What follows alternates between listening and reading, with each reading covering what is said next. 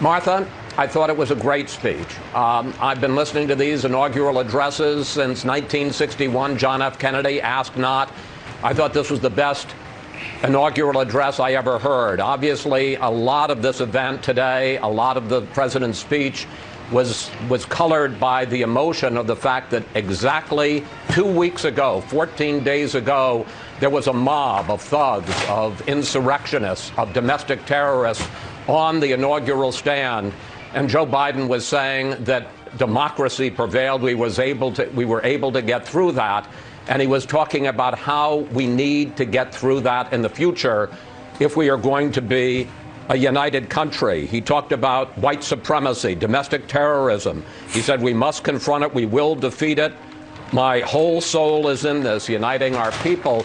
You know, I think it was less an inaugural address and more part sermon, part pep talk, talking directly to the American people, saying, hear me out. We have a right to dissent peacefully, but our disagreement must not lead to disunion. It was a call to our better angels, a call saying, look, we've got tremendous challenges, COVID, the economy, racial injustice, climate change, but there's nothing we can't do if we come together. And there's one other thing he said that I think especially us in the media must note. He said that there is truth and there are lies, lies that are told for power and lies that are told for profit. And I think that it was a call to all of us, whether it's us on the air, on cable or broadcast, whether it's us on social media, on our Twitter accounts, understanding that we have to deal from facts, from the truth, to hear each other out, as he said, a right to disagree, but not a right to violence. This is the easy part, as has been suggested. Now he's got to turn words, rhetoric into reality and action, but I thought it was a great start. Point I want to make, because there's been a lot of discussion since the president's speech about unity. I don't think unity means that the new president has to be politically neuter. There was an election. 81 million people voted for Joe Biden. As Barack Obama said, elections have consequences, and the winner does get to pursue his policies.